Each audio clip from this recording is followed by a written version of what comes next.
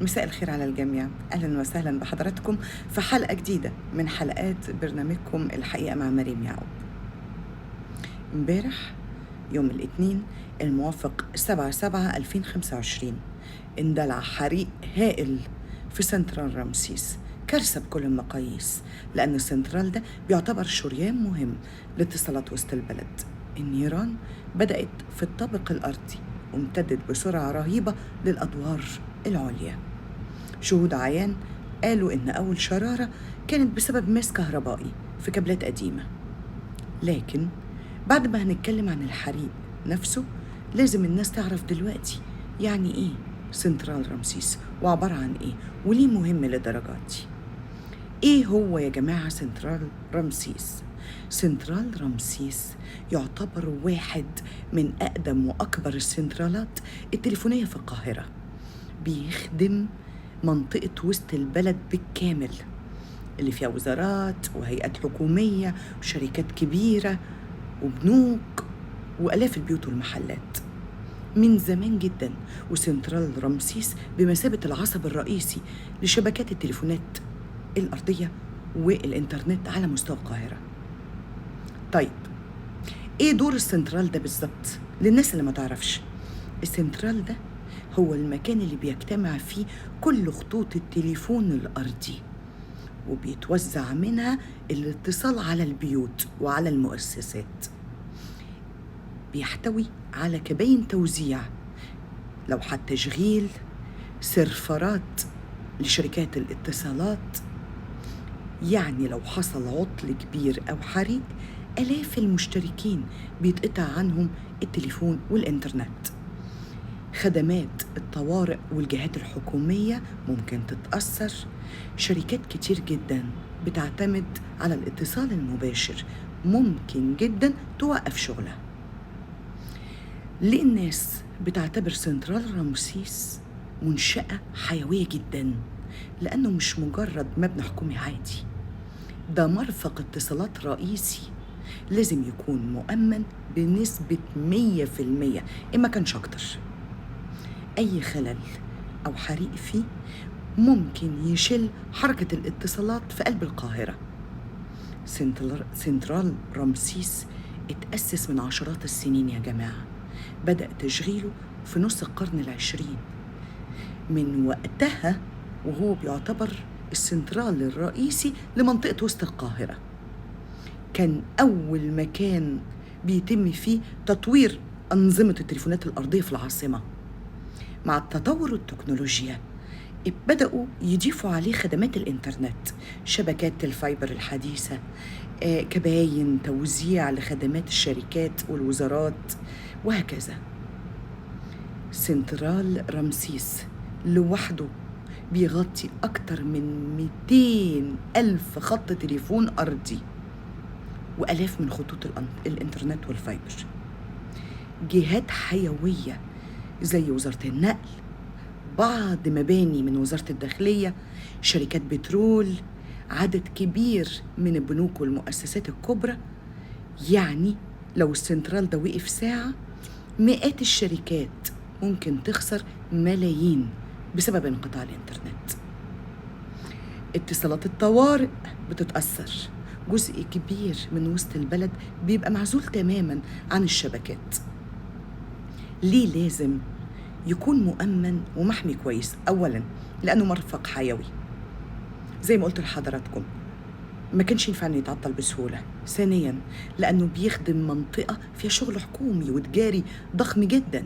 ثالثا لأن أي تهديد ليه سواء حريق أو عطل ممكن يشل حركة القاهرة أو قلب القاهرة بمعنى أدق. حصل إيه وطفوه إزاي؟ قوات الحماية المدنية جت وتحركت الحقيقة ب15 عربية إطفاء كاملة مجهزة، تعبوا اجتهدوا وامبارح كان ليهم عمل بطولي. دي حقيقة، لكن احنا ليه دايما بنكتفي بأن نقول الجملة دي في آخر وفي خاتمة كل كارثة؟ قوات الحماية المدنية جت الحمد لله وقدرت تسيطر على الحريق. هو ما فيش غير قوات الحماية المدنية اللي بتشتغل؟ الحريق ده استمر ساعات طويلة بسبب سوء صيانة طفايات الحريق وبسبب حاجات كتيرة هنتكلم عن الأسباب بشكل مفصل. بطء فصل التيار الكهربائي عن السنترال. تمت السيطرة على الحريق ده بعد ما الناس بلغت المطافي. قوات الحماية المدنية وصلت ومعاهم 15 سيارة كاملة ومجهزة، لكن للأسف الموضوع ما كانش سهل. عارفين ليه؟ لأن قابلتهم مشاكل كارثية كتير وهم وقت الإطفاء، يعني هم بيطفوا. أول مشكلة، الحريق ده كان واخد مساحة ضخمة جدا، أكتر من دور. تاني مشكلة، مفيش أنظمة إخماد أوتوماتيكي زي الرشاشات اللي بتتوصل بالمية. تالت مشكلة، موظفين السنترال حاولوا يسيطروا بطفايات قديمة مشتغلتش كويس. رابع مشكلة، تم تأخير فصل الكهرباء عن السنترال، وده ساعد النار إنها والعياذ بالله تنتشر أكتر. استمر الإطفاء ده ساعات طويلة جدا زي ما حضراتكم شفتوا وعرفتوا، لحد ما فرق الإنقاذ قدرت إنها تحاصر النيران وتقفل الدوائر الكهربائية بالكامل. وبعدها بدأوا يطمنوا إن مفيش حد جوه. إحنا كلنا بنقول كلمة الإهمال والتقصير هم السبب وخلاص. لا، المرة دي بقى احنا عايزين نعرف نقطة نقطة ايه التقصير وايه الصح اللي كان المفروض انه يتعمل عشان ما نوصلش لكارثة زي دي تاني. اولا، ما كانش فيه صيانة دورية للأسلاك والكابلات. يعني ايه؟ يعني ما فيش حد كل فترة بيجي يكشف على حالة الأسلاك والكابلات ويتأكد إنها سليمة. الأسلاك القديمة ممكن العزل بتاعها يتهري مع الزمن أو تتعرض للرطوبة أو الحرارة وتبقى قابلة للاشتعال في أي لحظة. طيب، إيه الطريقة السليمة الصح؟ إن يكون في جدول صيانة منتظم كل 3 شهور أو 6 شهور.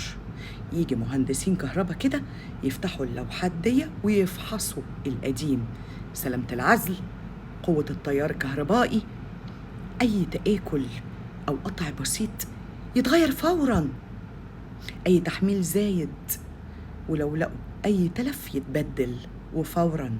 في مصر للأسف بيعدي سنين والناس ما بتشوفش الأسلاك دي إلا لما بتحصل المصيبة والكارثة.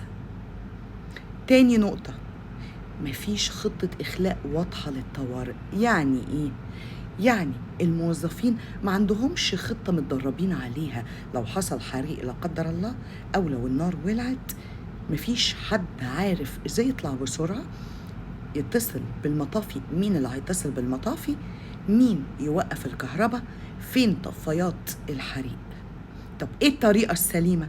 إن أي مبنى حكومي أو حيوي لازم يكون عنده خطة طوارئ مكتوبة، والخطة دي تتوزع على العاملين وعلى الناس الموظفين اللي شغالين جوه، ويتم تدريبهم كمان عليها كل فترة والتانية، زي تدريبات الإخلاء ودي معروفة، زي تدريبات استخدام طفايات الحريق، زي تدريبات فصل التيار الكهربائي الآمن.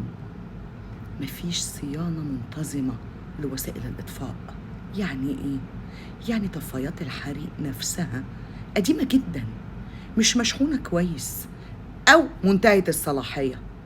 لما حد بيجي يستخدمها بيلاقيها بتطلع بودرة ضعيفة جدا أو مفيش فيها ضغط، فبتبقى تلفة مش هتطفي لك حاجة. طب إيه الطريقة السليمة؟ إن كل طفاية حريق يترجع صلاحيتها كل 6 شهور ويتشحن الضغط جواها ويتأكد إنها شغالة بكفاءة عالية، ودي مسؤولية إدارة المبنى بالكامل مش مجرد موظف صغير. رابع نقطة وخطيرة جدا، بطء الاستجابة في بداية الحريق. يعني إيه؟ يعني لما بدأت الشرارة الأولى اتأخروا في الاتصال بالمطافي، واتأخروا كمان في محاولة السيطرة الأولية. في حاجة اسمها محاولات السيطرة الأولية. التأخير ده بيخلي للأسف الحريق ياخد وقت عشان ينتشر ويبقى كارثي. طب الطريقة السليمة إن أول لما بتحصل أي لمحة حريق فوراً بيتم اتصال بالطوارئ، فوراً يتم محاولة الإطفاء المبكر بطفاية تفصل ويفصلوا الكهرباء عن المبنى بالكامل.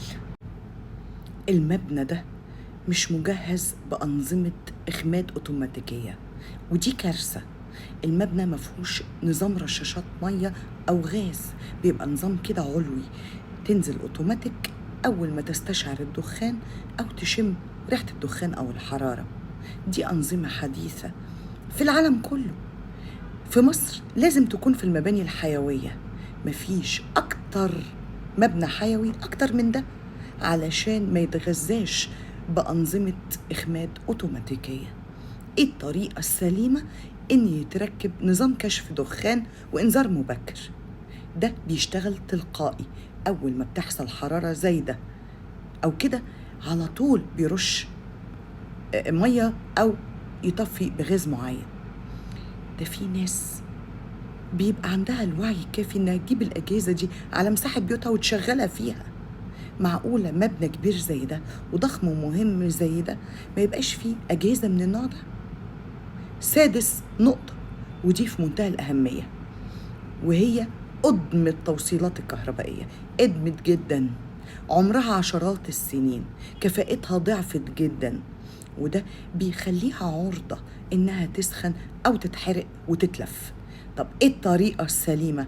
حضرتك بيتم تغيير الكابلات دي كل فترة زمنية محددة، في العادي يبقى كل 10 سنين على حسب جودة الأسلاك، مع الضغط اللي تتحمله والجهد العالي والعزل. مفيش إشراف دوري من جهة رقابية مستقلة. يعني إيه الكلام ده؟ يعني مفيش لجنة مستقلة تيجي تعاين كل فترة وتكتب التقرير بتاعها بالمخالفات دي وتلزم الإدارة بإنها تجدد أو تغير.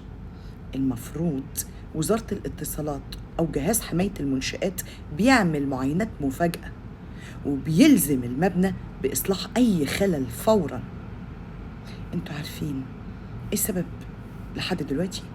السبب اللي بيقال ومكتوب في المحضر لحد دلوقتي انه ماس كهربائي، لكن السبب الحقيقي هو الإهمال والبيروقراطية، وإن الناس بتاخد الأمور بستورها. يا رب، طب ما ربنا هيسترها، بس لما انت تعمل اللي عليك. لو السنترال كان مجهز بنظام إنذار مبكر وإطفاء تلقائي، كان ممكن الحريق ده يتلحق في دقايق بدل عدد الساعات دي كلها. القصة دي مش مشكلة قدر، القصة دي مشكلة إدارية، مشكلة بشرية. اللي أنا بقوله ده كله حاجات بديهية في أي دولة بتحترم المواطن. ليه عندنا بنستنى لما المصيبة تحصل وبعدين نقول القدر؟ من الآخر يا جماعة، حريق سنترال رمسيس ما كانش مجرد نار وولعت وخلاص، ده حريق كشف الحقيقة اللي بنهرب منها من سنين. حقيقة إن حياتنا كلها ماشية على حبال مقطوعة، وإن منشآت حيوية زي دي لا فيها أمان ولا فيها صيانة ولا فيها ضمير.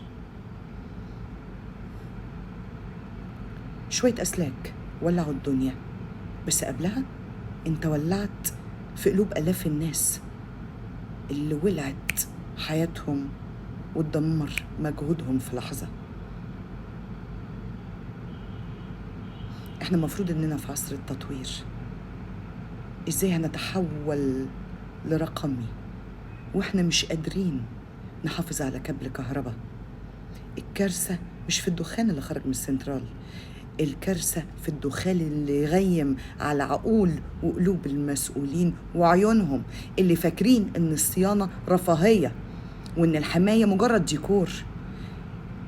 الحريق ده جرس انذار، يا تسمعوه تتحركوا قبل ما يتحرق مباني تانية، يا اما هنصحى في يوم ونبص نلاقي نفسنا بنودع ارواح ناس تانية بنفس الاهمال. الكارثة دي لازم تخلي كل مسؤول يراجع ضميره قبل ما يروح مكتبه، لأن بلد كاملة مش هتبني إلا لو كل واحد خاف على شغله وخاف على الناس بجد. دي مش نهاية القصة على فكرة، دي بداية لأسئلة كبيرة جدا لازم تتجاوب. يا ترى مين هيتحاسب ومين هيفضل مطنش لحد ما النار هتفاجئنا كلنا؟